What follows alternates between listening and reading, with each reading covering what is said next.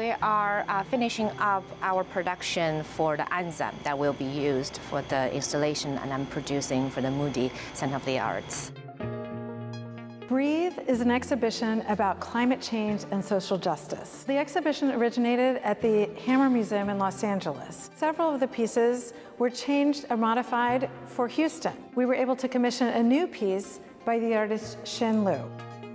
I made, in our studio, use post-consumer plastic bottles, cutting them into stripes, and waved and construct this downtown cityscape of Houston and the Rice campus. Now we're working at the Rice BRC building to produce the enzyme that is also going to eat the installations throughout the duration of the exhibition.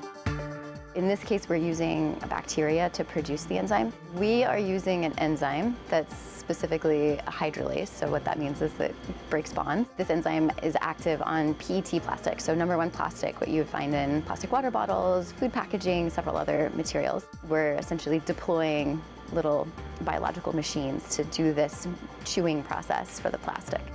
It's such a privilege to be able to work here. I have to admit, like, all the resources Professor George Phillips has been able to lend us, allowing us to use the facility, is just a dream come true. I was very eager to have the lab be used and to help Xin Liu and to have some kind of collaboration with the humanities and the arts, which I think is fun when you can branch out at a university. University shouldn't operate in silos. I mean, we're all humans, we're all in this together.